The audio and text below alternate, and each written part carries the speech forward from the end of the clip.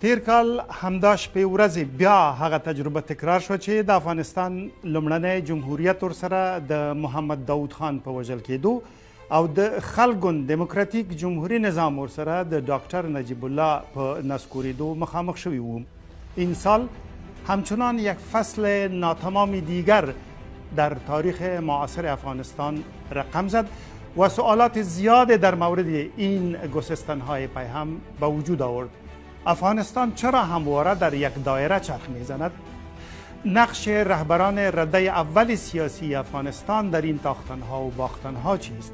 آینده کشور چی می شود؟ و سوالات نظیر آن. افغان خبرندوی شبکه ABN په یوې مهمې ځانګړې مرکې کې غواړي چې دغه ډول پوښتنې وسپړي او تاسو ټولو ته هرکلی وایي. زه داود جنبش یم. هیله مو دا ده چې په دې خواله کې د افغانستان د دریم جمهوریت د نسکوریدو ځینې اړخونه او علتونه روښانه شي و این کار را چه کسی بهتر از چهره اول عرصه سیاسی سالهای پسین در افغانستان انجام داده می تواند. دکتر محمد اشرف غنی.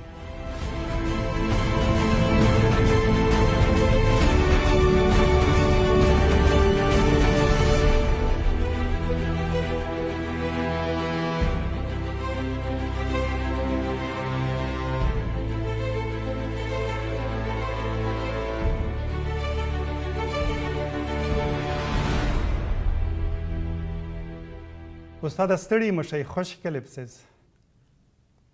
بسم الله الرحمن الرحیم. خوش gelding. سلامونه، سلام های گرم، احترامات. ډیره مننه. ما قصدا ستاسو رسمي لقب یاد نه کړ ځکه زه نه پوهېدم، ډاډه نه وم چې څه درته ووایم. تاسو د جمهوریت په پرځېدو عملا سیاسي واک بایللی دی او ما نه دي اورېدلي چې استعفا مو هم کړې وي. د خواله رسنۍ یا سوشل میډیا اکاونټونه چې ما ولیدل هلته لا اوس هم لیکلي دي چې د افغانستان د اسلامي جمهوریت جمهور رئیس. نو څنګه مو ونوم؟ ولسمشر، پخوانی ولسمشر، پرځېدلی ولسمشر، جلاوطن ولسمشر یا بل څه؟ مننه استاد.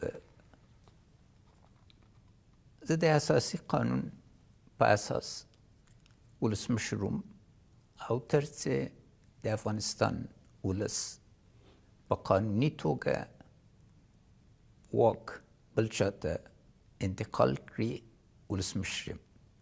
عنوان له نظر نه زه د ولس خادم او هیڅ وخت په القاب باندې تړلی نه وم. که ډاکټر یا استاد راته ووایي د زړه له کومې نه به خوښ سم. نو د اساسي قانون له مخې تاسې اوس هم ځان د افغانستان د اسلامي جمهوریت جمهور رئیس بولئ. زه هغه میراث، هغه امانت چې ماته سپارل سوی بې د ولس له رایه، بې د ولس له خوښې نه په خپل زړه په خپل سر بل چاته نسم سپارلی. او زه مننه کوم چې دې مرکې ته سلا شوئ او وخت مو راکړه، ځکه دا به لومړی ځل وي چې تاسې یوې افغان رسنۍ ته په هغه موضوعاتو مفصل غږیږي چې تیر یو کال پې ډېرې خبرې وشوې، اوس هم پې خبرې کېږي. او موږ د طالبانو مشر هیبت الله اخندزاده ته هم یوه بلنه استولې د طالبانو اداره کې د فایدامې د وزیر ملا عبدالمنان عمري په لاس چې هغه د ملا محمد عمر ورور دی. ګوندې هغوی یې ومني او هیله ده چې مولوي صاحب هیبت الله او نور ټول سیاسي څېرې د تاسې بلنه ومني، ځکه موږ د جرګو او د مرکو ملک یو او باید وغږیږو او په منطق یو بل قانع کړو، نه دا چې په برچې باندې. که ستاسې اجازه وي دا خواله به داسې ستاسې او د هیوادوالو ترمنځ د غیابي بحث په ډول مخ ته ویسو. زه به هم پوښتنې کوم، د هغې ځینې پوښتنې هم راغلي دي، هغه به هم درته وړاندې کوو او 4 برخې به ولرو. یو دا چې څه پېښ شول اولې، بل دا چې جمهوریت څه ډول یو نظام او دریم دا چې امارت په دې یوه کال کې څنګه چلېدلی ستاسې له نظره او په پای کې څه به کېږي او درسونه به څه وي. بیایم خیبری صاحب از مسئله سقوط آغاز کنیم. شما روز یکشنبه 15 آگوست 2021 از افغانستان خارج شدین.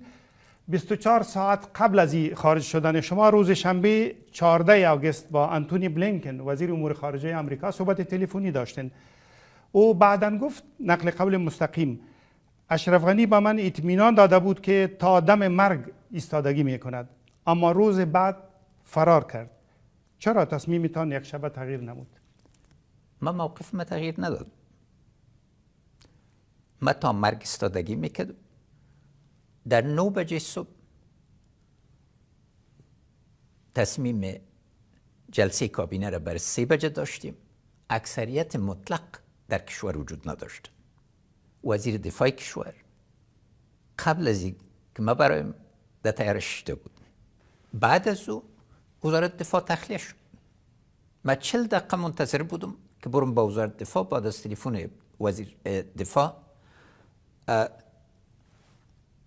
افراد رفتن در وزارت دفاع که بشه پر نمیزن و در 4 اطراف معلومات دقیق آمد که طالبان مثل همیشه وعده را کرده بودن که داخل کابل نشن، سرش عمل نکرد. و در عین حال در 9 بجه صبح سفارت امریکا اسناد واضح موجود است که تخلیه خود شروع کرد و کاغذهای خود در دادن به میدان هوایی رفته.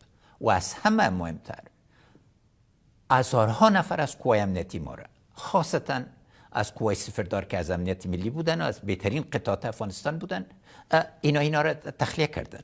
اگه اینا تصمیم داشتن که جمهوریت حمایت کنن، چرا یک قوا را تخلیه کردن؟ و با کدام دلیل هر کسی را که همراهشان کار کرده بود از آشپز گرفته تا جنرالا ویزا دادن؟ من آخرین نفر بودم که برآمدم.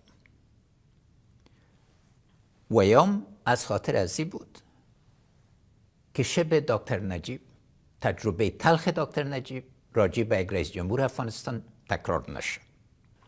نقطه کلیدی ای بود که آیا جمهوریت به جبر تسلیم میتیم یا و بناهن یک کودتا را مشروعیت میتیم، یا ای که با برآمدن ما ای امانت ملت حفظ میکنیم و ثابت میسازیم که یک کودتاست و به جبر صورت گرفت. گفته میشه که آقای بلینکن در او صحبت تلفنی به شما یک سلسله وعده های داد و از جمله ای که زلمه خلیلزاد از روند صلح افغانستان برکنار میشه. نمیفهم تا چه حد درست است؟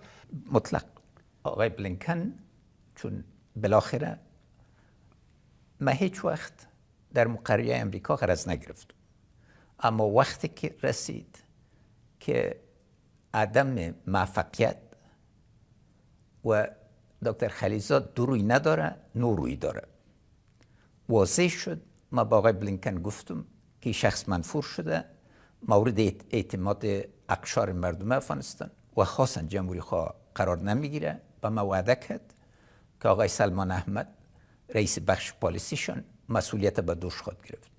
اما وقتی که اعلامیشون نشر شد، این موضوع نامد، از این جهت موجب اعتمادی شد. و نقطه دیگه ضرور است، وزیر دفاع امریکا آقای آستن، جنرال سابق متقاعد، به ما گفتن که 3000 عسکر امریکایی به میدان هوایی میایه، اما اینا بر دفاع کابل نیست. و بازم تکرار کرد و بار بار آقای بلینکن گفت که طالبان حاضر با مذاکره با خودت نیست. شما هم به او وعده های دادین؟ چیزی گفتین؟ نقطه اساسی در است که وعده نبود، هشداری که برشان دادم و نتیجه گیری. در روز پنجشنبه پول ما سر ما بسته شد. ما در ماه 200 میلیون دلار بانک مرکزی ما از ذخیره میلیاردها پول ما در امریکا میگرفت و بر استحکام بازار ایره پس لیلام میکرد که صلاحیت بانک مرکزی. این پول استاده شد روز پنجشنبه. من همراه آقای بلینکن چند صحبت داشتم. در این بخش که گفته میشه، گفته که تعذیر سرتان نامده، ما تشویش داریم از آمدن طالبان، مقدار کم میکنیم اما پول برتان روان میکنیم. اگر پول روان نکرد مقدار کم میکنیم که به دست طالبان نره. به دست طالبان نره. دیگه اینا واضح به نتیجه رسیده بودن از این خاطر. دوم، بار بار سر از این صحبت کردیم که اگر لوی جرگه دایر شد که اگر انتقال قدرت صورت میگیره لوی جرگه به صورت اساسی باید تایید مکانیزم داره، چون خارج از او رای دیگه وجود نداره. گفت مورد قبول طالبان نیستی. به صورت واضح گفت و همچنین به صورت واضح گفت قانون اساسی تا دیگه سرشتاد شده نمیتونی. مورد قبول است. یعنی روز شنبه 14 آگوست تقریبا براتون گفت همه چیز تمام است. این نقطه دیگه که واضح بود در ختم روز جمعه آقای سراج به صورت واضح گفت در جلسه شورای امنیت ملی رئیس استخبارات که ما قوت جنگ کردن نداریم و در شام باز هر سه بخش امنیتی با مشاور شورای امنیت ملی به نتیجه رسیدن که قابلیت جنگ ندارن و آقای سراج در مصاحبه خودم ذکر کردن. روز شنبه جلسه سیاسیون بود و در این جلسه ویام به درخواست آقای بلینکن اینا درخواست کردن که یک هیئت مذاکره با صلاحیت کامل ایجاد شود تا برن با طالبان مذاکره کنن و من این اجازه دادم. وقتی که روز شنبه خفتن ما امرایشان صحبت کردم، من گفتم امروز صلاحیت اجرایی من ختم شد از نگاه امنیتی، از نگاه مالی و از نگاه سیاسی. بعد از این من تنها صلاحیت اخلاقی دارم و دمیجه بود که گفت میشه بازم من تا آخری قطره خونم حاضر هستم که از جمهوریت دفاع کنم، اما اینا کنم تعهد مشخص برای ما نکرد. در اینجا یک موضوع دیگر هم اشاره میکنم. ښاغلي بلینکن ظاهرا د 2021 کال د مارچ په اومه یعنی د بهرنیو ځواکونو د بشپړې وطن نه تقریبا 15 میاشتې وړاندې تاسې ته او عبدالله ته په یو لیک کې د طالبانو د حتمي بریالیتوب په باره کې یو اشارې درکړې وي او د امریکا استخباراتو هم داسې اخیستنه کړې وه چې حکومت د شپږو میاشتو زیات دوام نشي کولی. یعنی معنی دا چې لوبه لا پخوا ختمه وه. دکتر لیزا کرتس د سپینې ماڼۍ کې د افغانستان و پاکستان لویه مدیره وه او د خلیلزاد په ځینو جلسو کې راتله، ځینو نورو کې نه پرېښودله. پرون د یو ټویټ کړی او ویلي دي چې داسې ننګینه مایده یا تړون په امریکا په تاریخ کې امضا سوی نه ده او هغه کاغذ باندې چې لیکل سوی هغه د کاغذ ارزښت نه لري. موږ سره دوکه وه او ما ځوابم ایله ده چې تاسې محترمه دستگاه ما ځواب وزیر بلینکن ته په مارچ کې خپور کړي چې ما په تفصیل ورته ویلي دي چې زه د ثبات دپاره او د خلکو د کراري دپاره هر قربانی ته تیار یم، اما دا لاره چې روانه ده دا لاره مشکلات ایجادوي او خاصتا که په دې رقم بې له تدبیر نه وړاندې لاړ سي د افغانستان ځواکو کې به تقسیم راسي او قدرت باندې به بزکشي روانه وي، نو ضروره ده چې دا پوه سئ چې جهت چې روان و دا موږ څېړلی وو او په واضح توګه وړاندیزونه وړاندې کړي وو، اما له بدمرغۍ نه مخکې معاملې سوي وې چې د هغه په اساس باندې دوی حاضر نه سول او لویترین خبره دا وه چې به ترکیه کې مذاکرات سول. دغه زما یوه پوښتنه ده که اجازه وروسته وپوښتم. حالا تقریبا 1 سال بعد که به او واقعات که در او وقت گذشت نگاه میکنین، فکر میکنین عملی شدن طرح حکومت مشترک با طالبان که اینقدر در موردش صحبت کردن و حال هم صحبت میشه تا چه حد ممکن بود؟ این ممکن نبود. اگر ممکن می بود چرا طالبان طرح استانبول رد کرد؟ مشکل زلمه خلیلزادی است که همیشه یک به خلطه فیر میکنه. بدون از اینکه از طالبان موافقه گرفته بود اعلان کرد که در استانبول جمع میشی. ترکا دولت محترم ترک خبر نداشت، آمادگی گرفتن، هیچ یک از شریکای امریکا اطلاعی دقیق نداشت.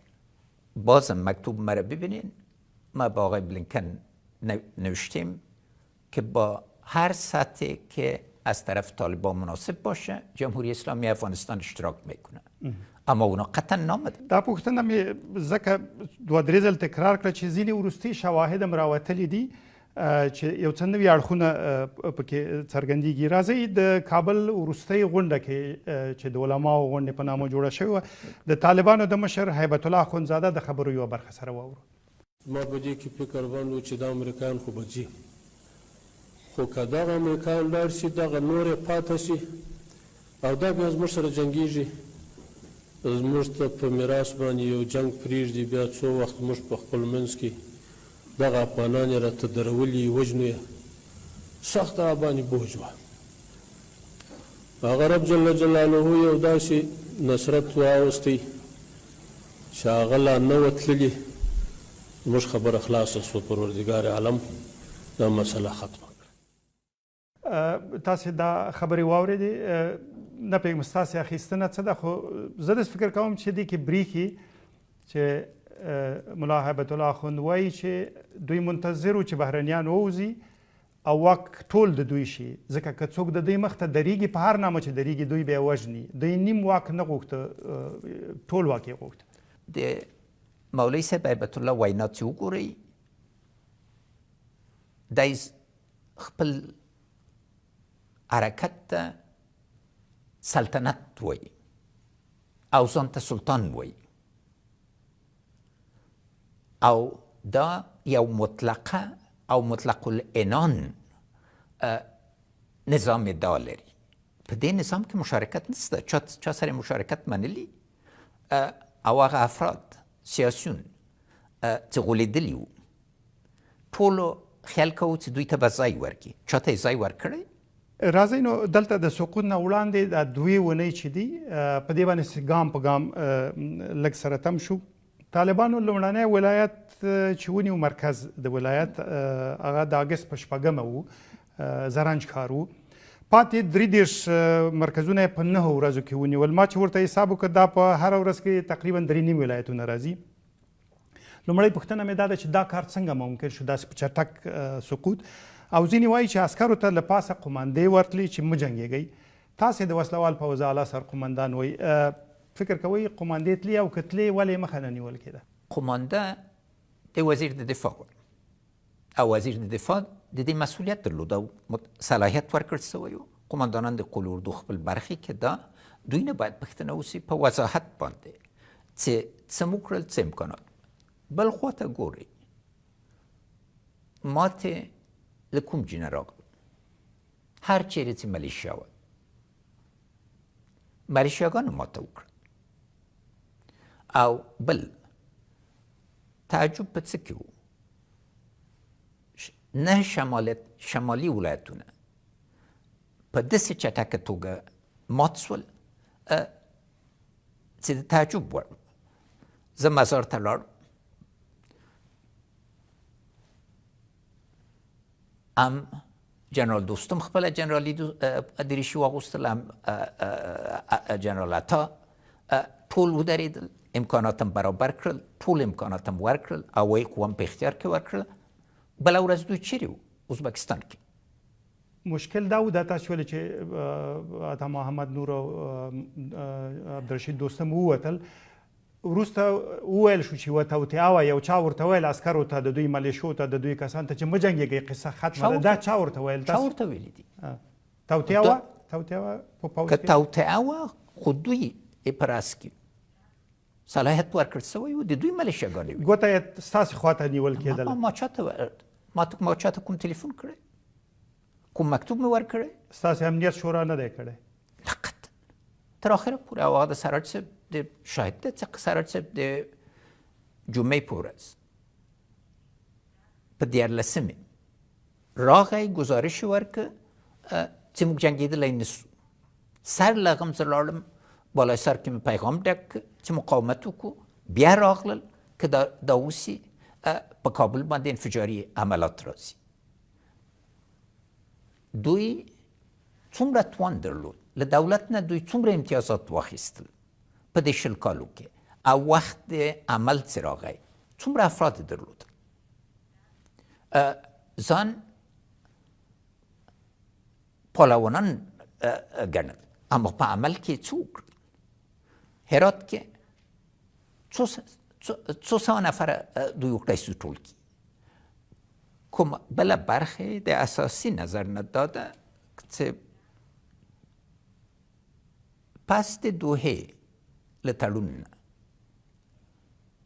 طالبانو برخلاف د ټول شرعي اصولو افغان وژنې ته دوام ورکړ. امریکایانو بار بار ژمنه وکړله، خاصن خلیلزاد او وزیر خارجه پامپیو چې اوربند به راسي یا لوی کمښت به په جنگ کې راسي، ایموږ قوې په دفاعي حالت کې واچول او زرها نفره موږ شهیدان ورکړل. په دې وخت کې نیم د اردو یا شهیدان سوي وو یا یې ترخیص اخیستی وي، او وقتی چې اردو نیمه ته دې ته ورسیږي ټول اردوګانې ماتې خواته ځي. روحي فضا بله وګورئ د روحي جنګ او دې کې رسانو هر چیرې چې به وړه ماته وه یا یو ستونزه وه دې نه به دوی محشر جوړ کړ. او بله خوا کومه بین المللي رسانه نه وه چې وایي چې جمهوریت سقوط کوي، متقاعد جنرالان، متقاعد د CIA دا روحي فضا خراب بسوله. مگر له ټول نه مهم دا و چې سیاسي قشر یا برخه د سیاسي قشر د افغانستان معامله وکړله، یو ولایت نه پس له بل ولایت نه. او کابل کې تاسو په وروستیو شیبو کې تغییرات راوستل، د کابل دفاع دپاره هم نوی قمندان وټاکه، لوی درستیز مو تبدیل که، او هیله هم دا وه چې که هر بل ځای سقوط کوي کابل به ساتئ، ولې مو ونه ساته؟ ځکه یو حالات دومره په چټکتیا راغلل، بل موږ طریقه د جنگ او د امریکایانو طریقه د جنگ فرق درلوده. تاریخ د افغانستان ښودلی چې ځینې ولسوالۍ او ځینې ولایات کلیدي دي. یوه ولسوالۍ ده که ماته پکې راسي 9 ولسوالۍ یا 10 ولسوالۍ ورسره ځي.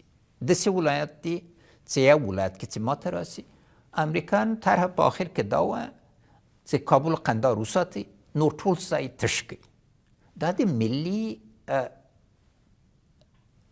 وحدت د افغانستان نظر ناممکنه وه، او له بلې خوا نه قطعا عملي اما د دې اوازې چې خپره سولې خلکو منځ کې تشویش راغلی او په حدود د 220 بیسونه وو چې ډېر سخت ځایو کې وو، او بار بار خاصتا امرالله خان په دې باندې سلها وارې تاکید وکړه چې دا باید تش سي، دا قابل د دفاع نه دي او موږ باید ټول سو. دا یې ټول نه کړل. وزارت دفاع کې موږ بدمرغي دا وه چې خالد صاحب ناجوړه و، 6 میاشتې په روغتون کې و. ځکه تاسو پوهېږئ چې وخت رئیس د امنیت ملي و، خدای واقعا خدای جل شانه له مرګه وژغوره، د عملیات کړی و او موږ معطل و ځکه ټولو باندې بلد و. او د ډاکټر عبدالله یوازینی کاندید بسم الله ځکه د راغی او وایي زه باید پنجشیر خوښ وساتم. شما وقتی که از کابل خارج شدین 3 روز بعد فکر میکنم یک بیانیه داشتین و در اونجا من نقل قول مستقیم از شما میکنم، گفتین هر کسی که برایتان گفت رئیس جمهوریتان شما را فروخت و برای منفعت مالی و حفظ جان خویش فرار کرد باور نکنین. خطابتان با مردم بود، مگر هنوز باور تعداد در داخل افغانستان عمی است و حتی وقتی اوضاع افغانستان را به جنگ اوکراین و اقدامات شما را با عملکرد ولادیمیر زلنسکی رئیس جمهوری اوکراین مقایسه میکنن، با شما طعنه میزنن، فکر میکنین چرا؟ اول کدام اتهام سر من نگذاشتن که با صدها میلیون دلار از افغانستان گریختیم؟ گزارش سیگار دیدین، تمام تحقیقات بعدی رو دیدین، دست من از فساد پاک است، اما از خون پاک است. با مردم افغانستان باید واضح شده باشه در داخل افغانستان مردم سر شفافیت باورمند هستن، یک شبکه‌های خاص است که میخواین مسئولیت تنها به گردن یک فرد برده. از نیمه از حکومت در 7 سال تحت اثر دکتر عبدالله نبود. آیا مانع تمام اقدامات مثبتی نبود؟ مسئولیت از او را چرا ذکر نمی‌کنه؟ آقای زلنسکی رئیس جمهور یک ملت متحد است. امرش تا سر اردو و قوای امنیتی اوکراین میچله. تمام همسایه‌اش جز شوروی جز روسیه امرش استاد شدن. تمام دنیای غرب و ناتو به صورت اساسی هم هشدار دادن، هم کمک کردن و یکی بعد از دیگه تاثیرات طرفه کردن، مطرح کردن و تطبیق کردن. ما منقسم بودیم. خلیلزاد با طرحهای خود و وعده‌های خود همه را تقسیم کرده بود قشر سیاسی افغانستان و مذاکرات موازی جریان داشت. آیا بارها نگفتن که ما مستقیم فلانی یا فلانی میگفت که ما مستقیم با طالبان مذاکره میکنیم؟ آیا هر حرکت برای تقویت قوای امنیتی و دفاعی افغانستان ضد صلح تلقی نکرده؟ و آیا ما یک همسایه نداشتیم که در 20 سال پناهگاه داد، تعلیم داد و انتحاری‌ها را تربیه کرد؟ تفکیک باید بفهمین. و نقطه آخرم، ما 7 سال به صورت دوامدار مقاومت کردیم تا که شرایط بین‌المللی به صورت تغییر کرد که یک انتقال 2 ماهه از نگاه عملی تجهیزات و آمادگی آماده نبود و در قشر سیاسی آمد که آمدن. بیرته زه غواړم چې د امریکا د خارجه وزیر بلینکن لیک ته ورستون شم. هغې کې 4 موضوعګانې یادې شوي. یو دا چې د سیمې هیوادونو د بهرنیو چارو وزیران به راټولیږي، د افغانستان په اړه به یو ګډ دریځ جوړوي. بل به بیا په استانبول کې ستاسې او د طالبانو یوه غونډه جوړېږي، تاسې مخکې ورته اشاره وکړه. بل به طالبان وعده کوي چې تاوتریخوالی راکم کړي، حداقل د 90 ورځو دپاره فکر کوم. او څلورمه دا وه چې دوی به پسرلني عملیات نه پیلوي. دغه یو هم ونه شو. ولې؟ ځکه چې دوی تعقیب نه کړل. استانبول کې دوی تیاری نه و نیولی، اعلان یې وکړ. دا د خلیلزاد سلسله وه. اماراتو کې این موقع هیئت وغوښته، هلته آمادګي نه وه. قطر کې بار اماراتو ته دوی وغوښته که تاسې راغلی؟ نه بابا، دوی وغوښته، خلیلزاد راغی. را بغی چې سبا یا بل سبا یا یوه اونۍ کې باید په چټکه توګه راسي. وقتی چې خلک راتل بیا به یې ماتل، بیا چا ورسره نه کتل. اوس چې ورته ګورم آیا دی دومره احمق و یا بې کفایته و یا کومه بله توطیه یې درلودله چې ولس سپک کړي. اما په دې رقم بار هیئت کې آیا په واقعي توګه دا ځوانان چې د جنګ سالارانو اولادو دوی د افغانستان استازیتوب کولی شو یا د لویې جرګې غړو؟ دا تاسو نه دي ټاکلي؟ راغلل په چی باندې چې یو هیئت چې باید وټاکل سي د ټولو د منلو وي. معنا څه وه؟ د طرحه وه چې باید د جنګ سالارانو سوله وسي. او لوی اشتباه څه ده؟ ده به ویلې چې طالبان د چاربولک ملایان دي،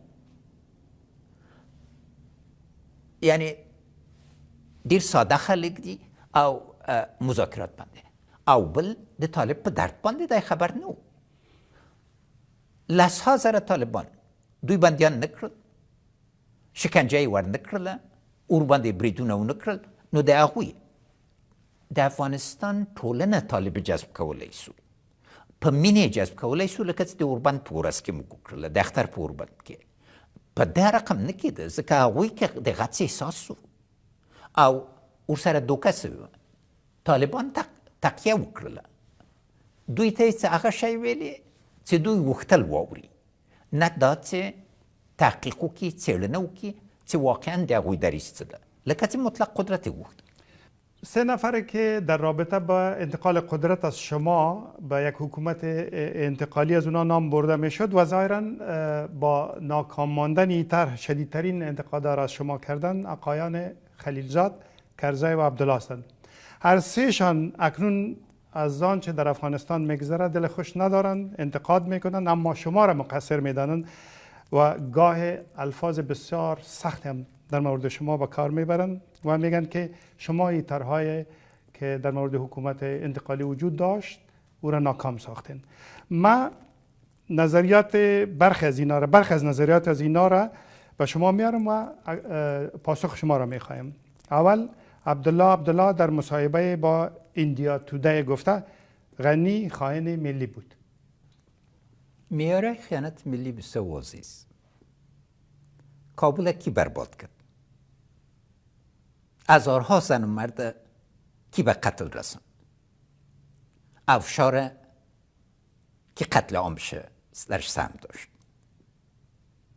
ای وادار از نگاه حقوق بشر محاکمه بین‌المللی میخواست. دوم، قوای از اینا که دکتر عبدالله نقش عمده ما بینش داشت به کابل داخل شدن. منظورتان جبهه شمال بود؟ جبهه شمال بود. در نوامبر 2001 آیا هدف ایجاد یک حکومت متوازن نبود؟ یک حکومتی که بتانه زخمای مردم افغانستان دوا کنه؟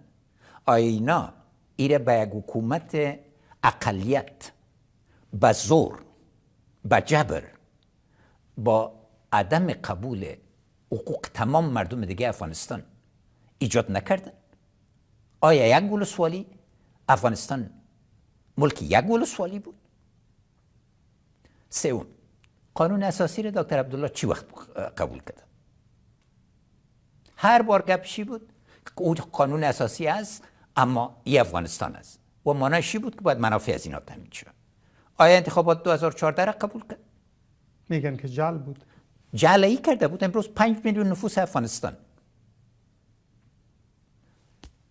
حکومت در دست آقای کرزی بود. در حکومت ما یک نفر داشتم در حالی که کل قوای امنیتی و دفاعی افغانستان در دست از اینا بود. اوباما اومد بر ما تلفن کرد که اینا کودتا میکنن. قوت نظامی در دست از ایناست. و به سرکا برآمده بودن با مردم آمدن که ما در سرکا میریم. ما گفتم اینا قتل میکنن و ما میخوایم ثابت کنم که از راه سیاست ما به نتیجه رسیدیم. امروز نفوس افغانستان پس ببینه 5 میلیون افغان این محروم ساخته بود از شمارش، چون نه ایسایه را قبول کرد نه تذکیه برقی را قبول کرد. کسی که حلف موازی کنه او خیانت ملی کرده با کدام اساس در کدام کشور؟ خب اگر زور امریکا نمی بود و پس نمی بدن و اختار نمی دادن که 1 میلیارد دلار از خاطر از این سر ما قطع کرد آقای پامپیو. دکتر عبدالله مسئول عدم تحکیم جمهوریت است و مخصوصا در 7 سال آخر. دو، مسئول شورای صلح افغانستان بودی. کدام قدم برداشتی؟ در روی کاغذ کدام طرح را آوردی یا در عمل؟ وقتی که رفتی به دوحه و هم در طیاره خاص برد گرفتیم که پرواز کنی، پس آمدی در روز عید به ما گفتی که طالبان حاضر به هیچ نوع حرکت نیست. بعد از آقای قانونی رفت به ایران و پس آمد با عین پیام. اما ادعا داری که حکومت انتقالی با او آمده میتونست؟ یعنی یک سند برای من ارائه کنین؟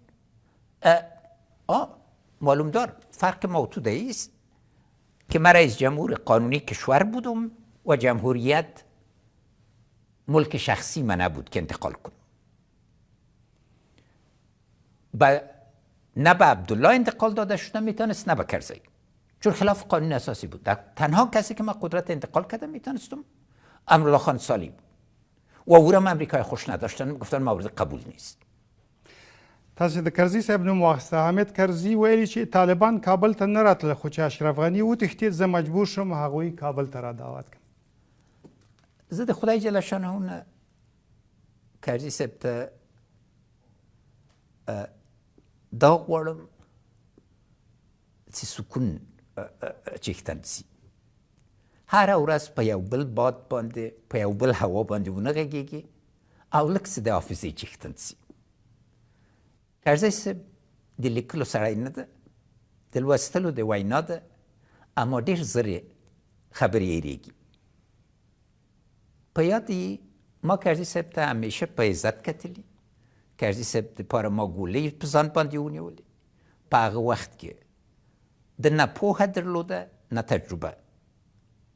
ما ملا ورکړله، هره وینا مې ورته ولیکله، د مخالفینو سره مې دریځ ونیو او هر وخت چې د راباندې ناره وکړله بله هېڅ نه. اما د خپل ځای ناست احترام په ځای نه کړ.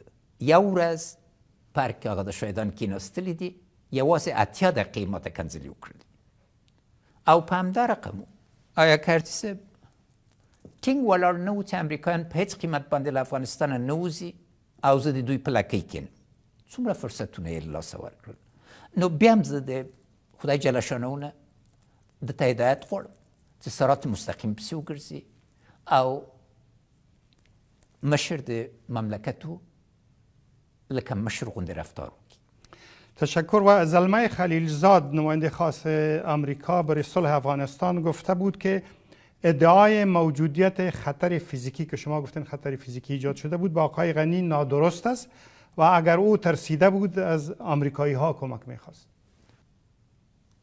ما نه با تانک امریکایی به ریاست جمهوری آمدیم نه با بادیگارد امریکایی، برخلاف دیگر، و نه با پول امریکا. مشکل خلیلزاد امرای می بود که من افغان بودم و مسلمان بودم و ای از افغانیت خودم انکار کرده، از هویت خودم انکار کرده. این مفسد است و غیر از او بی‌کفایت است. به این شکلی که مذاکرات مدیریت شد از نگاه تجربه بین‌المللی آوردن پیمان‌های صلح فاجعه است. بیشتر از لیزا کرتیس نقل قول کردم این به اندازه به صورت سری رفتار میکرد که شورای امنیت مشاور شورای امنیت امریکا را در جریان نمیگذاشت. یک و آله که زیر فشار بیه بر من هدایت داده بودن که قوا را بکش. این وعدات به مردم افغانستان روز اولی که آمدی و من استقبالت کردم نگفتم که کشور از شبه سقوط دکتر نجیب حراس داره، صلح یک امر شریف است، ما هم استاد هستیم، کار نکو که در تاریخ بدنام باشیم و یک ننگ باید. کدام روز شما به من اطلاع دادین و اطلاع تشریک کردین برخلاف اوکراین و برخورد مره ببینین، ادعای از ایره ببینین.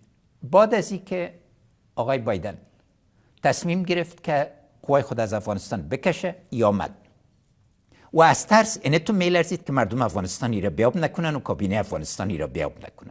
من از تمام کابینه افغانستان و مردم قشر سیاسی افغانستان خواستم که یک مامور از امرش مثل یک ناظر یک خان رفتار کنین، امر بادار خود اجرا کرده، به عزتش نسازی و باز برخورد از زیره ببینید. یو کال د مخه هغه نظام چې د ژوندانه دریمه برخه ستاسې او له دوی برخې د حامد کرزي په مشرتابه وچلېدې نسکور شو، جمهوریت مې منظور دی.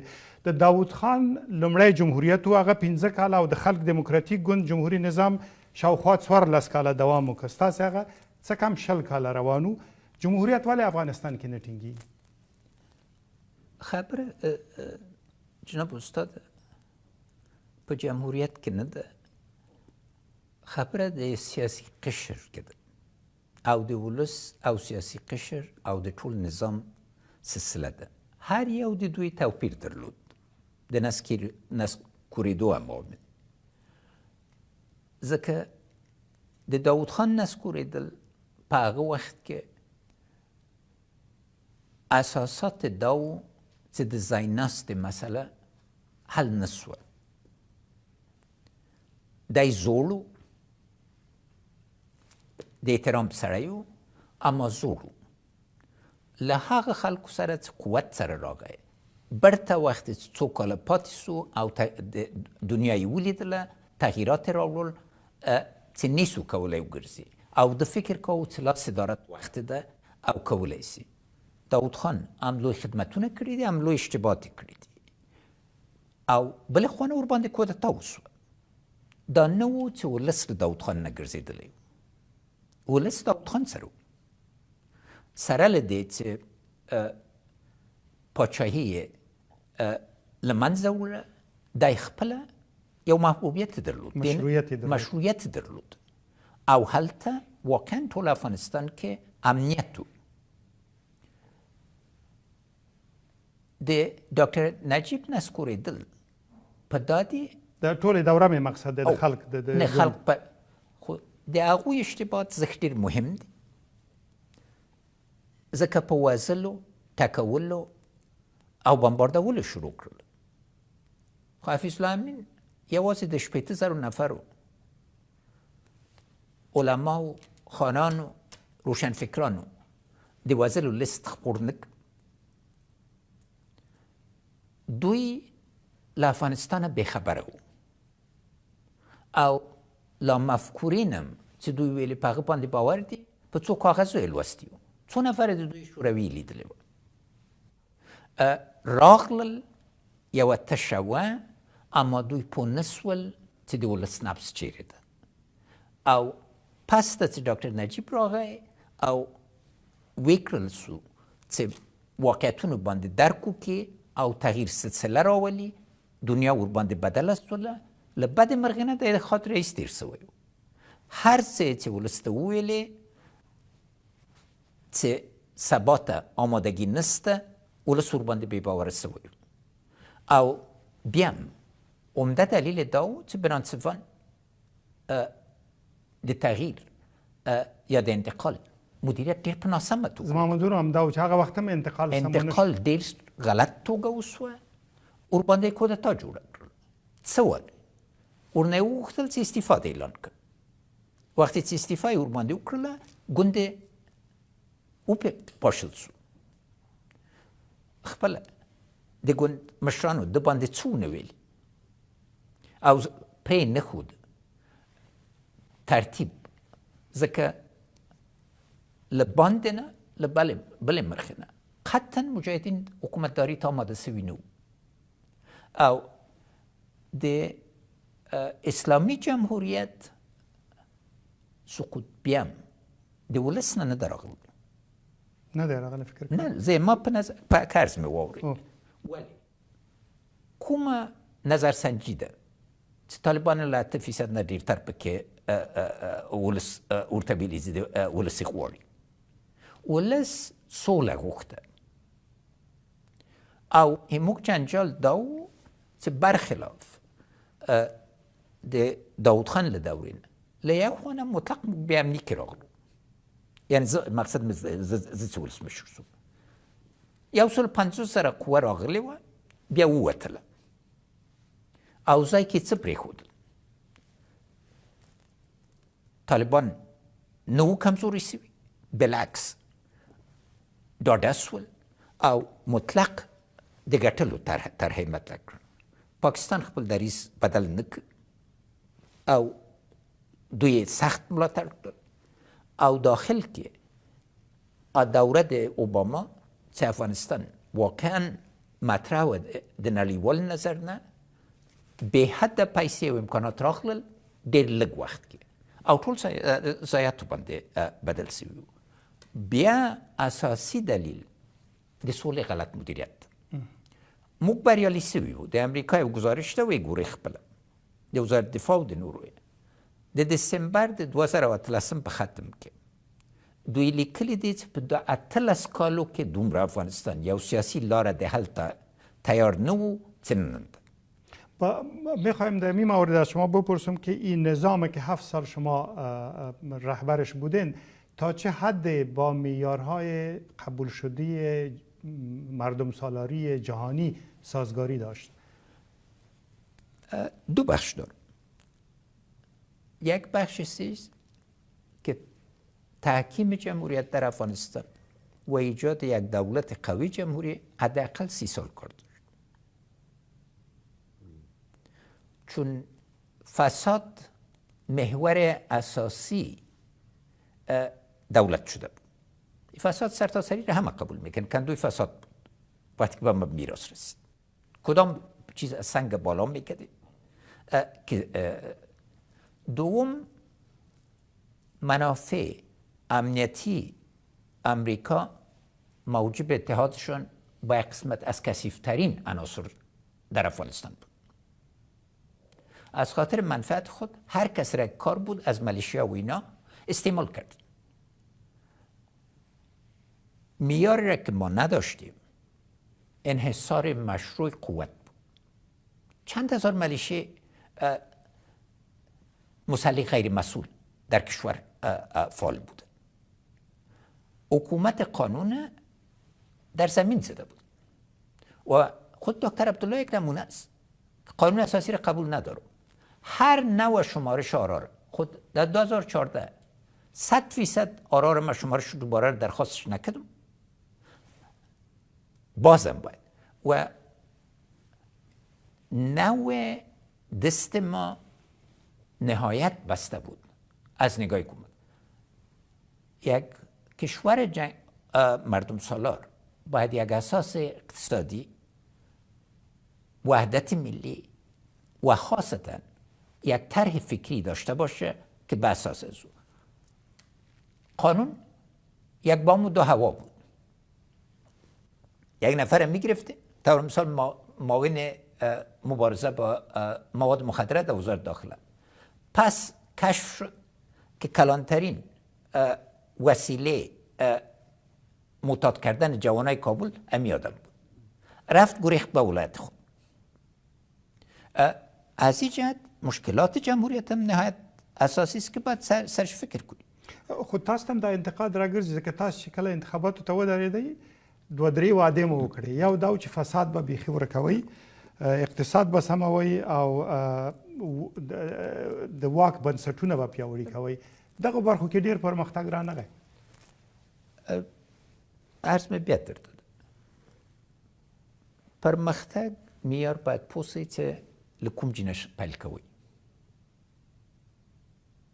ځکه که قضاوت په دې لومړی وخت ډاکټر عبدالله په ما وټپل سو، نه یوازې نیم د حکومت له منځه لاړ، 15 دقیقې مخکې به د یو کابینې له جلسې نه به اول لیږه چې دا موضوع د کابینې له جلسې نه وباسي. تاسو مجبور وئ وباسئ. مجبورم.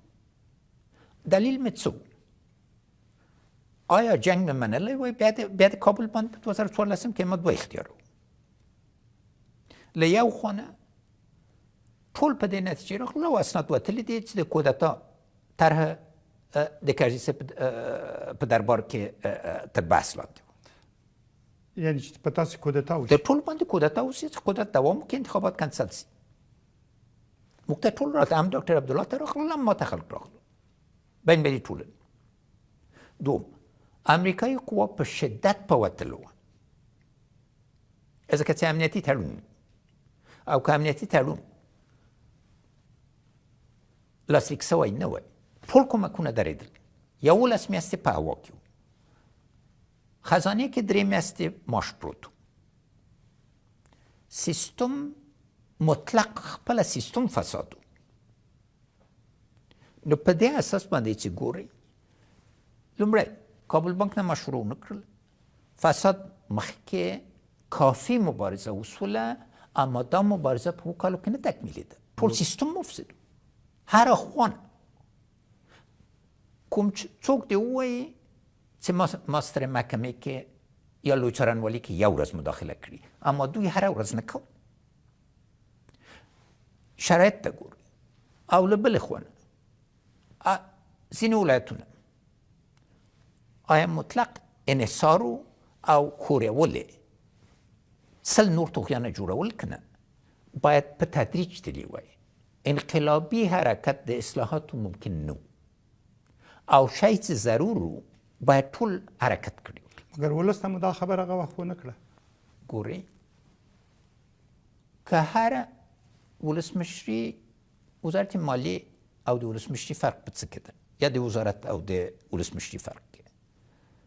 یا وزارت کې تاسو اختیار د ځان لرئ، حدود ټاکئ. که مثال باندې پس د دې نه چې انتقالي حکومت ختم سو، کرزي صاحب ماته ویلې او خلیلزاد ډېر ورسره یو ځای و، دوی جنګ سالاران راوړل حکومت وزارتونه یې ورباندې وویشل. زه موافق نه وم. ما ته ویلي مالیه مه کوه ځکه چې مالیې نه دوی په تنګ وو چې دوی ټول فعالیتونه بند کړي وو. که ما دې ته لاړ شم ډېره مننه نیکو لاړم برته راغلل هماغه شپه خلیزاد کور ته مې راغی. دا خو ډېر تاثیر لري او د بین المللي شهرت ده و ده. ما ویل نیکو او هلته خلیزاد واقعي قوت د افغانستان بود. خلک راتلل آقا نیومن په کتاب کې دي چې خلیزاد شپږ میاشتې مخکې وزارت مالیې ته کاندیدان په سفارت کې مرکه کول. یعنې ستاسو منظور دا دی چې هغه کار هم چې وزارت کې کولی شو وزارت په کې ما ولسمشرۍ کې هم کولی نه شو شو په کولی. ولسمشري نشو کولی ځکه ولسمشري د بار ځای ده. باید میلیون ها کنځلې ومنئ خوله خلاصه نه کوي. ځکه که خوله خلاصه کوي او تعقیب نه یي او سنجولی نه یي منځ کې تاوان راځي. یک سوال سخت در مورد ای که شما را پشتون متعصب یا هم فاشیست میخوانند. به برتری قومی باور دارین؟ شعار ما واضح است.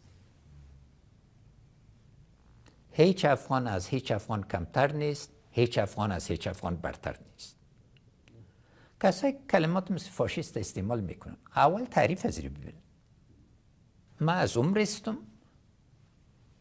که تمام طفلیم جوانیم و دوره کارم در پوهنتون کابل در دوران داود خان به اساس یک فکر ملی ایجاد شده بود. من هویت قومی نزدیکترین دوستای منم میفهمیدم. اما اگر مساوات میخواید خب مساوات همه مطرح است. معیار من 3 اکثریت بوده: جوانا، خانما و فقرا. ما سیاست قومی نکردیم، ما سیاست اقشار ملی کردیم. 34 ولایت افغانستان ما بار نرفتیم. سر تاریخ کدام ولایت افغانستان ما تحقیقات جداگانه نکردیم.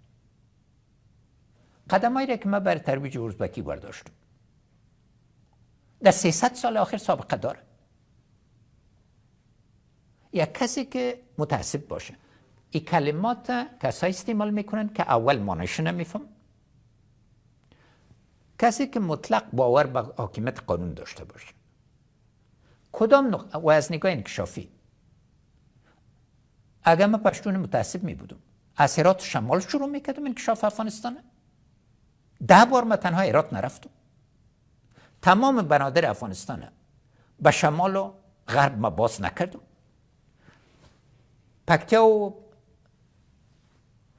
پکتیای بزرگ و نگران بزرگ که زیادترین رای به من داد. من نگفتم که صبر کنین تا بتانیم وحدت ملی را. سرمایه گذاری را که من تنها سر افغانستان مرکزی کردم زیادتر از تمام از این ولایت نیست، از خاطر که زندان جغرافیایی افغانستان باز. مگر با وجود از این فکر میکنید چرا؟ چون این یک نظری وجود داره. نظری که وجود داره من براتون دلیلش میگم. کسایی که نظر مطرح میکنن تنها کارتشان تجارت قومی است. از انقسام مردم، از خود کردن او اینا مایه میگیرن. فکر سازنده از اینا کجاست؟ تاسید قومی برتری تیوری ردوی اصلا پلی باور نداره. دیر مننه. میخوایم یک سوال در مورد مشارکت جامعه جهانی از نظر اقتصادی در افغانستان بپرسم که اینا هم با زور آمدن هم با زر آمدن. در مورد زورشان یک کمی صحبت کردیم. زرشان خب یک تعدادش پس بر آمد ولی یک مقدارش هیچ کس از این انکار کرده نمیتونه که در بازسازی و انکشاف اقتصادی افغانستان مطرح شد. ولی مشکلی که ایجاد کرد اینا این پولهای باد آورده سبب زورمندان فوق العاده متمول شد که در نتیجه حاکمیت حکومت مرکزی بر ولایت و بر محلات از بین برد و به اصطلاح جزایر قدرت به وجود آورد. میخوایم از شما به عنوان یک متخصص بخش اقتصاد بپرسم که این مشارکت با جامعه جهانی یک غنیمت بود یا مصیبت؟ یک بخش مصیبت بود، یک بخش غنیمت بود. اما اول خدمتتان عرض کنم افغانستان 240 میلیارد دلار بین کودتای 800 و سقوط طالبان صدمه دیده بود. 240 میلیارد دلار. متاسفانه ایالات متحده امریکا در سال 2001 حاضر نبود که در بازسازی افغانستان در مرحله اول کمک کنه. اسناد واضح آقای رامسفلد در اختیارتان قرار داده میشه. از این جهت چون اراده اول امریکایی بود که زود برای و یکی از مشاورین امنیت ملی امریکا جنرال مکمستر در کتاب آخر خود نوشته کرده مشکل از اینا بود که یک طرح یک ساله را 20 بار تکرار کردن. تداوم مطرح نبود. بخشی که مصیبت بود کمک های خارجی بودجه بود و مصرف نظامی امریکا در افغانستان بود. دو میدان هوایی منبع ایجاد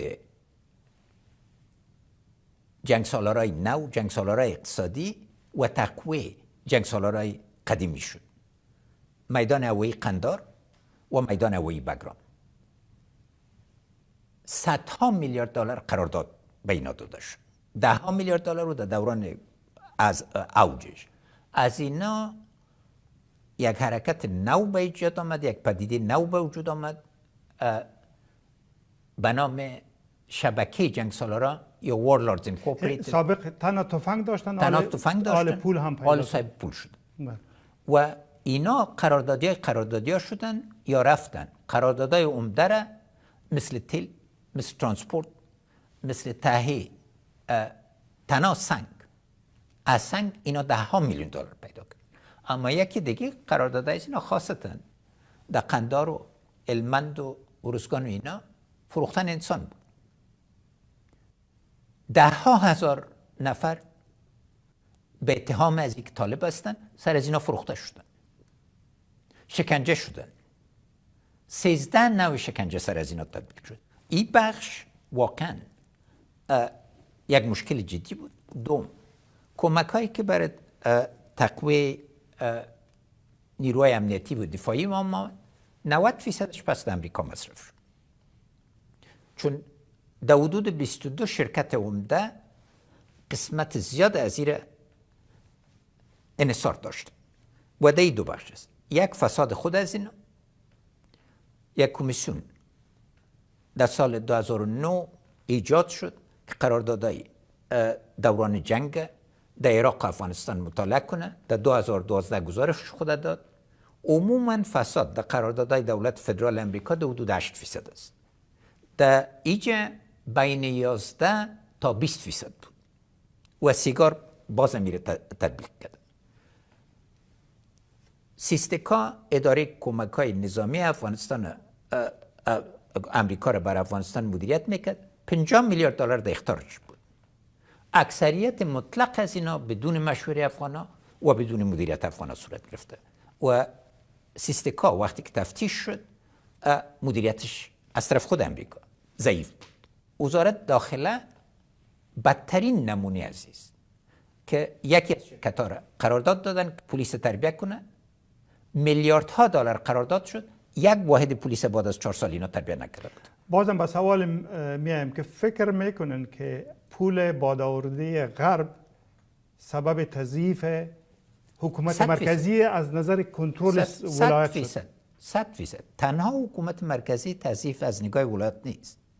تضعیف حکومتداری به صورت اساسی است. چون وقتی که آقای خلیلزاد کرزی سه قانع ایده سال 2004 است که از خاطر از این که جنگسالاران سلاح ثقیله خود تسلیم کنن در پروسه باید وزارت ها و ولایت به اینا تسلیم داده شد و این طرح واضح است به نام تنگ جنگسالار. این مطلق فساد سرتاسری ساخت و حکومت تضعیف کرد و دلیل مشکل عمده ما که قبلا شما گفتین که پیشرفت ما بطی بود از خاطر این مشکلات بود. اینها صاحب میلیاردها دلار بودن، نه ای که و ثروتشان بیرون بود. این ثروت بادآورده بود، نه تنها بادآورده بود که دولت ضعیف کرد بلکه در داخل مملکت سرمایه‌گذاری نکرد. ډیره مننه. له افغانستان سره د تړلو تازه مطالبو څیړنو او مرکو لپاره د ABN یا افغان خپرندوی شبکه نشراتی افغان پښتو او دری پاڼې په فیسبوک او ټویټر باندې خوښې کوي. ټویټر کې پتې دا دي @abn پښتو او @abn دری. مرکې ته دوام ورکوو. اوس به د یو کلن امارتي نظام په څېړنه باندې راشو. دا به لږ وارزوو. تاسې یې څنګه بولئ؟ ځینې وایي چې له ټولو ستونزو سره چې طالبان یې لري، تاسې ځای اشاره وکړه، وایي دا یوازینی ځواک دی چې افغانستان یو موټی کولی او ساتلی شي، او دا وس له داود خان نه وروسته بیا هیچا نه درلود. دوه برخو کې باید تفکیک وشي. په لومړي برخې کې دوی انحصار د قوې په لاس کړی او دا یو لوی فرصت و دوی ته چې د هغه په اساس باندې که دوی واقعا یو ولسواکه سیاسي طرح درلودی او اقتصادي طرح یې درلودی او مدیریت پسې ګرځېدلی وای او مشارکت پسې ګرځېدلی وای، امکان د دې و ثبات خواته لاړ شي. له بدې مرغې نه علایم د منځ مهال ډېر ښه نه دي. لومړی د مولوي صاحب هیبت الله وینا هیڅ بل ځای ته ځای ورنکړ. اساسي قانون نسته پکې، د قانون حکومت پکې نسته، حقوق پکې نسته. دا یو برخه. دوم، مولوي صاحب هیبت الله د ملا صاحب ماد عمر اقتدار نه لري. دوی وحدت په حقیقت کې موجود نه ده. حداقل دوه او له هغه نه ډېرتر مراکز د قدرت دي.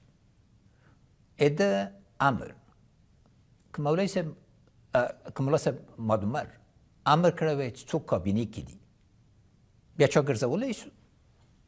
دی مجبور نه شو چې له خپل امره وګرځي، ځکه کابل او فیزیکي له نظر دا خپله د اوسېدل په قندار کې، د ادارې اوسېدل په کابل کې. خو ملا محمد عمر هم په کندهار کې نه او مګر د هغه امر چلید، د هغه امر ټول افغانستان کې چلید. والی به سبا مدیر کېده که نه، وزیر دا هلته د هغه سلسله خود جوړ شوه. د هغه مشري فوق د یو برخه مخصوصا په قندار کې، یعنی لوی مرکز د قبایلو کې یو نفر چې قبایلي سیستم کې مطرح نه و مشر سو او مشري په لاس کې واخیسته.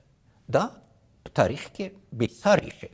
نو معنی دا چې تاسې د دوی دا قوت چې وطن یو کولی شي، فکر کوئ دا قوت اوس نشته ستاسې له نظر؟ دا خو دوم برخې ته راسي. نن سلحان خپله مولوي صاحب ویلي چې نه بې له محکمې نه خلک وژل کېږي که نه. دا خلک چې بندیان چې خصوصي وي دي، هره ورځ دوی یو ګواښ ایجادوي که نه. له بله خوا نه داعش ورته درېدلی که نه، او په طریق چې دوی هر شی سرکوبه‌ای مقاومتون ایجادی. و بین مسئله مقاومت مطرح کردین، امی حال مقاومت مسلحانه در برابر طالبان جریان داره و معاون اول شما میگن امرالله صالح هم در یک بخش از این فعال است. این را چگونه میبینین؟ فکر میکنین بجاست، خطاست، منتظر باید بود؟ چی باید کرد؟ نقطه اول است که یک راه حل سیاسی نقطه اساسی است. طالبان یک قوت اقلیت است. وقتی که قبول نمیکنه که اقوام مختلف در افغانستان زندگی داره، زبانهای مختلف میگن، فرهنگهای محلی جزء فرهنگ ملی است، این وحدت ملی رو تضعیف میکنه. باید فکر اساسی شد و ای که فکر میکنن که همه کس باید اطاعت کنه یا بیعت کنه، این شیوه مردم ما نیست. دو نقطه اساسی دیجم ضروری است که چون قبل از شما اشاره کردید. یک، اکثریت طالبان پشتون است، اما اکثریت پشتون طالب نیست. اشتباه باید تکرار نشوه. امریکای اشتباه رو تکرار کردن و موجب خونریزی های شدید و تلفات نهایت زیاد شد. به خیبر پختونخوا که ل 80,000 نفر نه چې ووژل شول او 1000 پښتانه وو. جبری که طالبان سر ولایت پشتو زبان کردن بی سابقه است. این جهت باید فکر نشه و طرف تفرقه، اما هرچی اینا یک جهت تقویه کنن مقاومت به وجود میاد. نظر شما را دقیق میخوایم. بگوین شما از مبارزه مسلحانه علیه طالبان از این استقبال میکنین، دفاع میکنین یا خیر؟ من نه دفاع میکنم نه تقویه میکنم. من سر مردم صدا میکنم که از چیزی که اگر جهتی که روان هستن دا لاره نده، دا لاره مزار نده. اول پاکستان نزان دی بیلکی لالقاعده نده زان بیلکی نن. آیا ملت منعی کنه؟ نقطه کلیدی براتون بگم. افغانستان یک ملت است. حس جدا شدن از افغانستان، حرکات جدا طلب وجود نداشت. امروز بدبختانه از این زبان ها مطرح شده و هرچی طالبا رد کنن تنوع مردم افغانستان مثل یک باغ وارستن و این تنوع رد کنن، اینا موجب حرکات های اینا طالبا نمیخواه که حرکات ایجاد شود، اما تاریخ نشان میده که وقتی که حکومت های اقلیت بخواین به زور یک طرح را تعقیب کنن و مخصوصا یک طرح فکری را که کل مردم 99.9% مردم افغانستان مسلمان هستند فضل خدا و تا ابد مسلمان خود بودن. خود مولوی صاحب هیبت الله اعتراف میکنه که طالب شریعت نبیگی. نو دا څنګه د ګیرې حساب نیسي د زړه حساب نه نیسي. اسلام په زړه کې ده، په اسلام کې دا نشته او د شرعي اصول دوی په خو لاندې کړي. تاسو یو اشاره وکړه بیرته خبره پاتې شوه. فکر کوي طالبان دوام کوي که له منځه به ځي؟ دواړه اباد دي، ځکه چې هغه حقیقت یوازې خدای جل شانه ته معلوم ده. یو که دوی حاکم سي ډېره سخته دیکتاتوري به نن اقتصاد افغانستان له منځه لاړ. ښځې بې حقه شول، ځوانان یې وشړل. څه چې تعلیم یافته دی، څه د افغانستان په کاریږي بدل کړي دي ملا صاحبانو باندې. او له ټولو لوی توپیر څه ده؟ د ملا صاحب مادومر دورې کې مساوات و د دوی منځ کې. نن شیرپور له دوی نه ډک نه ده. څنګه هم نیولي دي، خو په غصب هم نیولي. طریقه ځینې میلیاردران دي، مخدره مواد سره څه کوي، جرمي شبکو سره څه کوي، القاعدې سره څه کوي. خبره په دې کې ده دوی باید تصمیم ونیسي که اخوا ته لاړ سي، لکه چې د ظواهري قصه معلومه کړله، سبا ورته نور ګواښونه ایجادېږي او ځینې ګواښونه دوی خپله ایجادوي. خو بیا ما خپل ځواب وانخیسته. دوی ځي که پاتې کېږي؟ که پاتې سي اوله برخه به ډېر په سختیانې را پاتې سي. که لاړم سي او بدیل نه وي بیا هم سختیانې ایجادېږي. او د طالبانو واکمنۍ کې د پاکستان نقش او نفوذ څومره دی؟ تاسو په هغه لومړنۍ وینا کې چې کله راووتی په یو غیر مستقیمه اشاره کې مو هغه د افغانستان تاریخي غلیم بللی. فکر کوئ که دا اشاره مو رښتیا پاکستان ته وه، نفوذ یې په کابل کې اوس څومره دی؟ سکرو ته ګورئ، موږ بهترین سکاره دي. 15 چنده د اسلام آباد د سکرو د پنجاب له سکرو نه بهتر دي. ځکه اسلام آباد ته ځکه اشاره کوم چې دوی فابریکه هلته ده. څرنګه قرارداد شو؟ په کومه داوطلبي سوې ده؟ او اوس غواړي پاکستان کې د پاکستان د حکومت اعلامیه غواړي دا دوامداره سي. روپۍ، پاکستاني روپۍ په ځمکه لویږي. اوس له افغانستان له خوا دوی واردات کیږي. بل دوی د آی اس آی رئیس څه کار و چې دوی منځ کې روغه وکړي؟ پاکستان سره افغانستان باید یو سولې ته ورسیږي. دا یې هدف و، خو له بدمرغۍ نه ونسو. تاسو بیا ویلي وو. بیا مې ویلي او بیا هم وایم، موږ عظیم ارتباطات لرو او یو بل سره مشترک و ګټو باندې نتیجې ته رسېدلی سو. ما مرکزي اسیا لاره دوی ته خلاصوله، په بدل کې باید هندوستان ته را کړې وای. اما معامله هر ګاونډي سره د افغانستان په ګډو منافع وه او باید کلیم پیدا کړی وای. موږ ورته که نن دوی سره عقل وای، خو نن به ګاز له ترکمنستان نه په قوت دوی ته راغلل، برق به ورته راته. دوی نه لري امکان. نفوذ دوه رقمه ده، یو د پاکستاني د مدارسو نفوذ ده، بل همدا ننم مذاکرات د تحریک د طالبان پاکستان او مفتی تقی عثمانی چې د حکومت نمایندګي کوي او نورو روان دي چې آیا تحریک د طالبان پاکستان راتلونکی به څه سي. دوی آیا پاکستان دولت منی شریعت رقم د طالبانو په قبایلي توګه راسي، قبایلي توګه برته ژوندی سي، څه حرکات دي، القاعده سره روابط څه دي، دلته پخته ځوابونه په کار دي. دا په پټه نه کېږي، ضرور ده چې روښنایي راسي. پاکستان کابل کې اوس نفوذ لري که نه؟ معلومدار نفوذ لري. ټینګ نفوذ لري. آیا دا چارواک، آیا څوک چې ادعا لري حکومت ته ودې ته تمام ورځ پاکستان سفارت پسې نه ګرځي؟ ټاکنې د هغه ځای نه کېږي. دا چې کېږي یا نه کېږي، اما دوی خو فکر کوي چې ټاکنې کېږي. قتل ایمن ظواهری رهبر شبکه القاعده در یک حمله هوایی در اواخر اتفاق افتاد. از نظر شما چی پیامد برای توافق دوحه و روابط آینده امریکا با طالبان خواهد داشت؟ امی خود موجودیت ازی در شیرپور نشانه ازی است که موافقتنامه دوحه مثل که لیزا کرتس گفت به کاغذ که سرش نوشته شده نمیارزه و این بار به گردن خلیلزاد است. تعهدات نهایت ضعیف است از طرف طالبان، تعهدات امریکا نهایت مشخص و قوی است. سوالی که ایجاد میشه آیا کدام موافقه سری دیگه وجود داره یا نداره؟ قبل از این بیانیه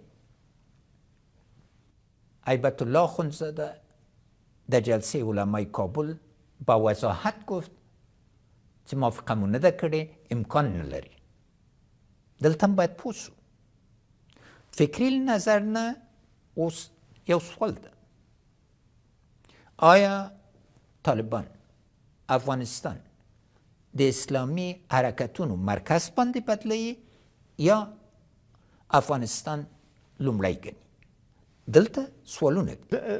ځینې تبصرې شوي چې د ظواهري شتوالی په کابل کې به لویدیځه نړۍ امریکا دوی مجبور کړي چې په طالبانو بندیزونه هم ډیر کړي. دغه غوښتنې اوس هم شوي چې په دې باندې د سفر بندیزونه بیا تازه کړي. کېدای شي داسې اوازې وي چې ځینې هیوادونه یې په رسمیت وپېژني، دا هم هېڅکله ونه شي. او په مجموع کې زما پوښتنه دا وه چې فکر کوئ له دغه برید نه وروسته د امریکا او طالبانو روابط ځینې خبرې هم د دوی ترمنځ روانې وي، څنګه مخ ته تللی شي؟ په بنیادي توګه ګواښ ایجاد شوی. امریکې اداره دا فیصله یې چې کړې ده نتایج باید ورته ښکاره وي. او نن یو عظیم بحث د امریکا په کانګرس کې په سیاسي قشرودې کې منځته راغلی چې راتلونکی امنیت به څنګه اوسي، په څه ډاډ باندې دا تړون امضا شوی او نتایج څه دي. بل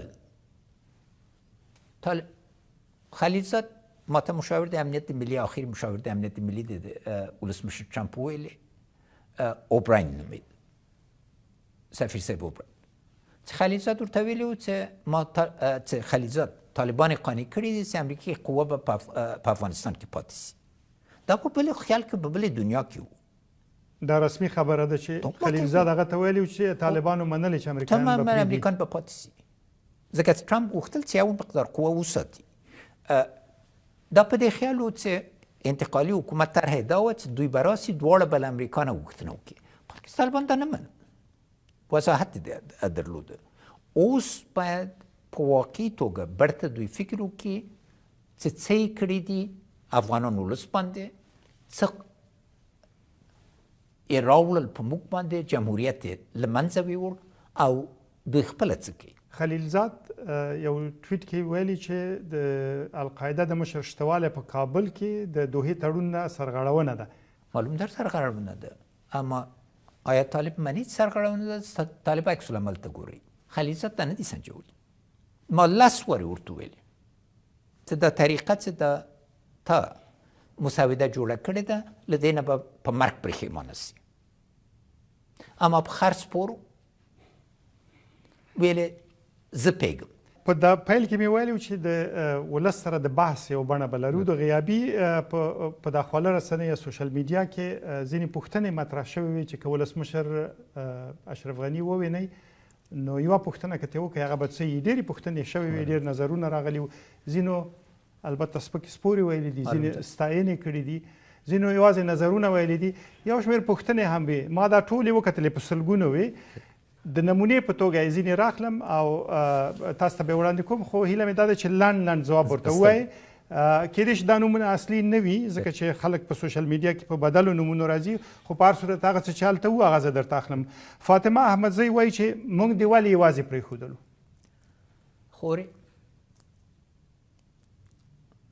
که کوچنۍ لور مې نن د افغان جنکیو میرمنو وضعیت یو فاجعه ده.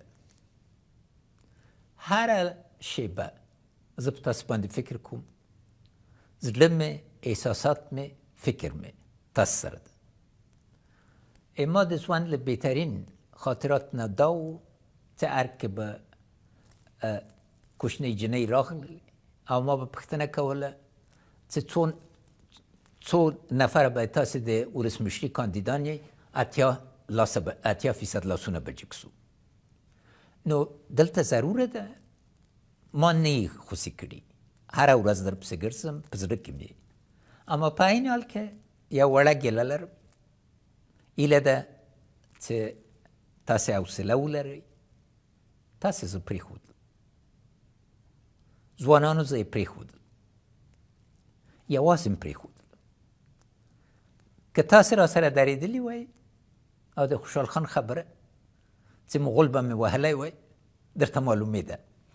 مننه. زبیر ارمان یک کسی است که بعد از چند دشنام رکیک که متاسفانه به یک رسم ناپسند در شبکه‌های اجتماعی افغان‌ها مبادل شده می نویسه سبب بربادی وطن و ملت شدی.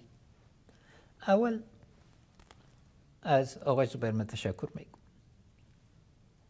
درد ما واقعی است، ما دردشان درک میکنم. یک فاجعه آمده، یک زلزله سیاسی صورت گرفته و همه گنگس هستند و اما خواهش من از آقای زبیری است که ریشه مطلب بفهمید که کسایی که دولت نماندن که قوت بگیره و ملت نماندن که متحد شود، خشمتان طرف از اونا بگذارید. صابر میلاد وایي چې د فوز سره جفا وکړه، بې سرنوشته یې پرېښود. میلاد صاحب نه بیا زه مننه کوم. زه فکر نه کوم او ټول جنرالان په دې قانع وو چې په 100 کالو کې به په فوز باندې دومره چا پام کړی، دومره پاملرنه کړې، دومره یې ورنه مننه کړې چې ما وکړو. کوم وخت تاسو خدمت کې نو سپاهي سره غږېدلی، بریدمل سره غږېدلی، ځوان افسرانو سره ټولو قول اردوګانو کې ګرځېدلی، په نوم مې پېژندی او هر چیرې هره اونۍ کې ما تاسو ته تلیفونونه کوم، لیدل مې در سره، کتل مې. ما پرې نه ښودلی، نړۍ پرېښودلی او خپل منځ کې بیا ګوري هغه فساد چې په فوز کې راغلی و تر څه زه راغلم، له تاسو نه فرصتونه واخیستل. زر جنراله باید وایي یا کمتر په وزارت دفاع کې 3000 مقرر کړي وو. داخلا خو پوښتنه مې کوه آیا په وزارت داخله کې قراردادي ځان ته جنرالي ونه خیستل. پارلمان چیرې ننوتلی و؟ ټول قماندان د امنیه ودا یې ټاکل. دلته هم ضرور وه اردو او پولیس او امنیت ملي ټول ډېر لوی قربانۍ ورکړلې. پولیس باندې انتقادونه دي، مګر داسې پولیسانو چې ځانمرګ یې په غېږ کې ونیول، ځان شهیدان کړل، اما هم افغانان یې وساتل، د جرمني سفارت یې وساته. موږ باید برته فکر وکړو په اساسي توګه چې ولې مو ځان ټینګ نه کړ او ولې یو طریقه پیدا نه کړله چې خپله د خپل جنګ او د خپل همت باندې ودرېږو. نو ضروره ده چې هغه راسي، مګر تاسو له پاکو سیاست نه زه د زړه له کومې نه مننه کوم. مفتی محمد نبی په نامه یو څوک دی، دی وایي ورته وبوایم چې په هلمند کې دې ولې بېګناه خلک شهیدان کړل؟ هلمند کې طالبان بېګناه خلک شهید کړي دي. 20 کاله دي چې په هلمند کې دوی بېګناه خلک شهیدان دي. دوی نه پوښتنه وکړي. قیوم مومینی په نامه یو څوک دی وایي من برایش میگویم آدم فهمیده هستی اما برای سیاست ساخته نشده ای. نوم چی بوده؟ قیوم مومینی. مومینی صاحب نه، من از مومینی صاحب تشکر میکنم. ما همراهشون موافق هستم. ما بر سیاست بازاری ساخته نشده بود. ما بر سیاست دکانداری ساخته نشده بود. ما بر سیاست شبکه جرمی ساخته نشده بود. سیاست ما ای بود که 16 ساعت در روز بلا وقفه برای فلای ملت، برای بهبودی ملت کار کنم، زحمت بکشم و منافع افغان از تمام افغان ها را فوق هر چیز دیگه بدانم. از ما کدام روز حرکت دیدین که در مقابل ملت حرکت منفی باشه یا خدای ناکرده یک بخش ملت افغان مورد قدر و احترام نداشته باشه؟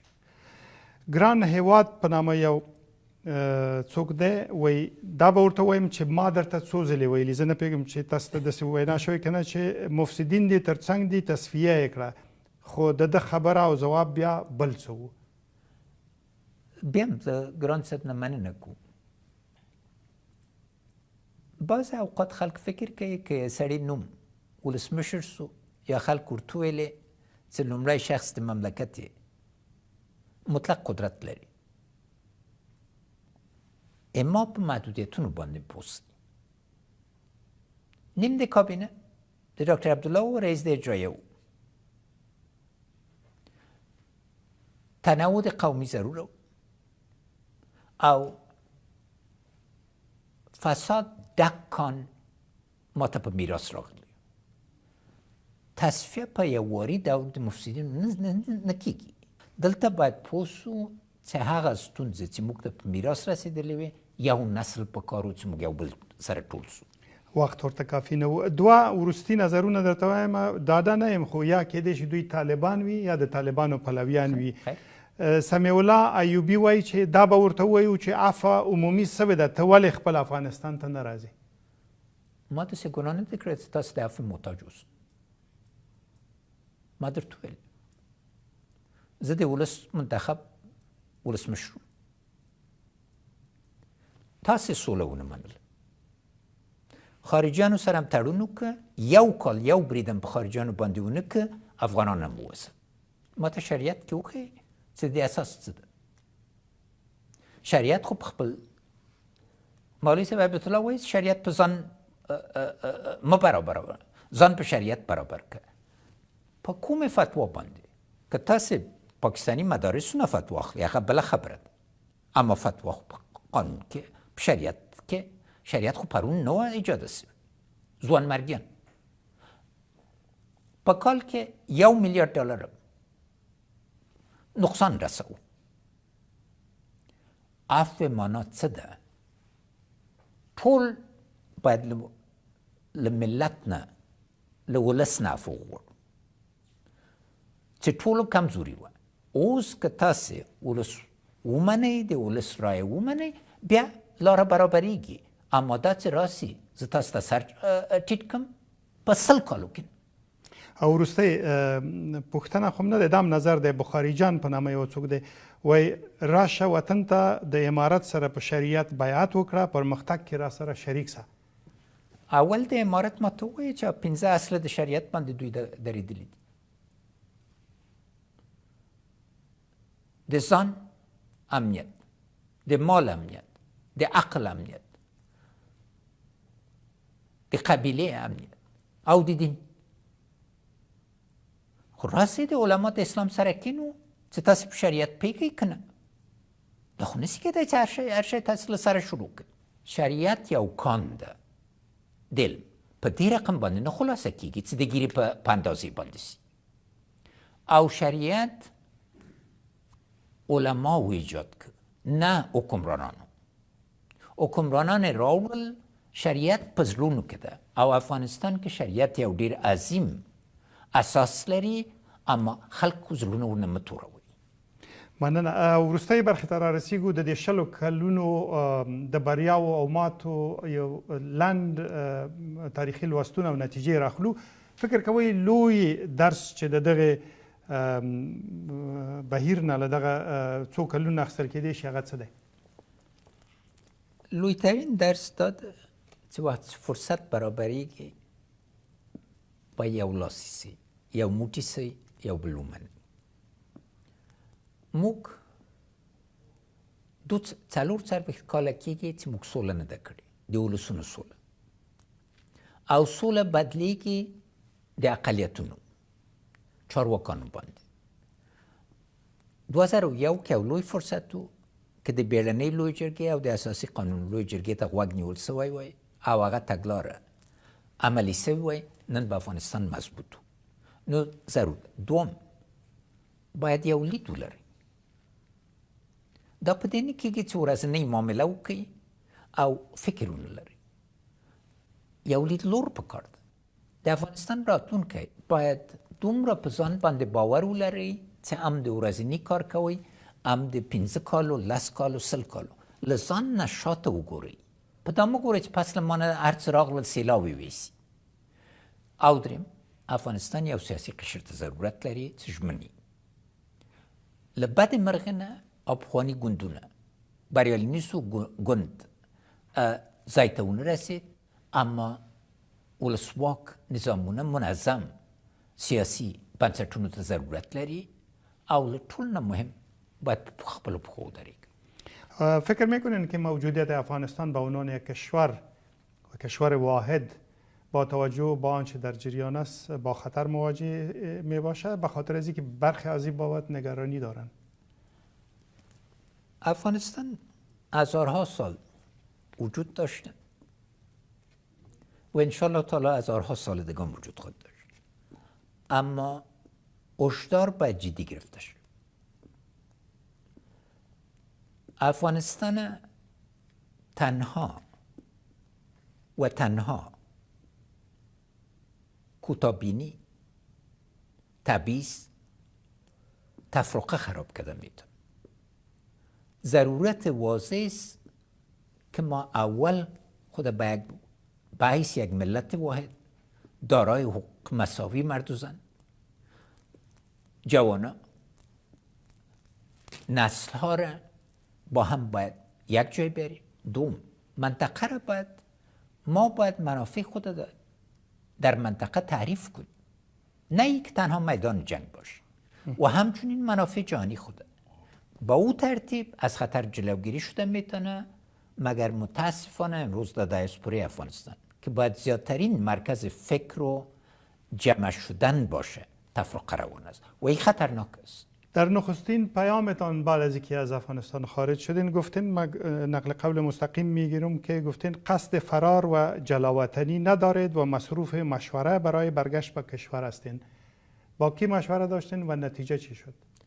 مشوره مارمدار با دوستای افغان امرای دنیا مشوره نداشتیم، چون اونا در وضعیت خاص بودن و یک ملامتی را در وقت میخواستن که ملامتی پردن و دیام دلچسب است. یک مکتوب، یک هدایتنامه آقای رمزفلد وزیر دفاع امریکا در 2012 که میگن یک طرح را برابر کنین که اگر افغانستان موفق نشد ملامتی سر افغان ها باشه. هر کس یک ملامتی میخواه و شانای مکلان است ملامتی را مقابلش تحمل دارم. از همین خاطر برای 1 سال من زبان باز نکردم تا برای مردم فرصت برابر شد، مخصوصا برای سیاسیون که بتونن یک طرح مثبت بیارن و در کابل نشان بدن، خاصتا عبدالله و کرزی سه بودگاه و آقای خلیلزاد. ما خال نیستم، در 1 سال نبودیم. چرا موفق نشدن که یک قدم در راه همکاری ایجاد کنیم؟ دلیلی است که ما افغان است تا آخری سلولم افغان است و در خدمت افغان خود باشه. اما مشوری که آمد شرایط هم از داخل کشور از هم دوستای ما در بیرون که شرایط آماده نبود برگشتیم. همدغه لومړني پیغام کې مو د ځینو افغان مشرانو بیا ځلي واکمني یاده کړې، امیر شیر علي خان، امیر دوست محمد خان، امیر عبدالرحمن خان، د ملا عمر بیا ستنېدو ته هم اشاره کړې وه. استنباط دا کېږي چې تاسې هم غواړئ چې بیا واک ته لاړ شئ، سمه ده؟ نه، زه غواړم لکه چې اول جملې کې مې وویلې چې واک د ولس په ارادې باندې ځای نسته تسلیم. ما لیوانه مینه افغانستان ته ده، نه واک ته. اما طرح لرم څه خدای جل شانه ما ته راکړي دي، هغه پوهه ده چې د شپېته کالو دوامدار څېړنو او عملي تجاربو نه راغلی. زه افغانستان ته طرح لرم چې هغه عملي سي. مقصد مې برته د تګ و، ځکه چې دا راغلی دي او یو د دې باعث نه و چې خلکو ورته ووایي چې تښتېدلي دي. امیر دوست محمد خان ودرېده، وقتی چې نتیجې ته ورسېد چې نه راځي راغی تسلیم سو او زه تسلیم سوی نه. یعنې مشورې مو وکړې، اوس نه ستنېږئ؟ اوس دې شرایطو کې نه ستنېږئ. بیرون ګوند جوړوئ، غواړئ چې سیاسي فعالیت وکړئ؟ دا مخکې له وخته ده، ځکه زه غواړم چې نظریات مې د ټولو په خدمت کې، نه دا چې وسیله د تفرقه است. و در آخر میخوایم 2 جمله کوتاه و از شما میخوایم نظرتان. اول اگر قرار بود به خاطر یک چیز برای زمان که تصدی ریاست جمهوری را شما داشتین از مردم افغانستان معذرت بخواین، چه خواهد بود؟ عدم توان ما که فصل ناتمام افغانستان را تمام کنیم. بزرگترین ناکامیم و ناکامی ملت ما که از بابت از او میخواین معذرت بخواین. موضوع معذرت نیست، موضوع ایست که ناتوانی ماست و باید دیده شود که چرا. چون معذرت معنی است که قابل توان بود و نشد و از شرایط برتان توضیح دادیم که نتانستیم فصل ناتمام را که امان الله خان شروع کرده بود تکمیل کنیم. نه امان الله خان تانست، نه داود خان، نه دکتر نجیب و بدبختانه نه ما. و شما هم یک فصل ناتمام ناتمام مانده. اینی فصل باید تمام شود که افغانستان به ثبات برسه و ضرورت واضح است. و از همین جهت از شما و مردم افغانستان تشکر میکنم که به شما گوش میکنن که یک بحث اساسی بیایه که چرا ما به ثبات نمیرسیم و به حلقه خبیثه دوباره میریم. او یو شی چې فکر کوي په تاریخ کې به یوازې ستاسې له نامه سره تړلی پاتې شي او په تاریخ کې به ثبت وي، هغه به شي؟ زه جوړولو ته پیدا سوی یم، نه جنګ ته. ما هیله دا وه چې هره درې د افغانستان کې ما د جوړولو نښانې وي، نه د تورې او د توپک.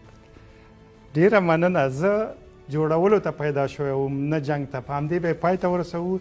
تشکر از شما محمد اشرف غنی، رئیس جمهور نظام ساقط شده جمهوری افغانستان، از فرصتی که برای مصاحبه با ABN به ما دادین. تشکر.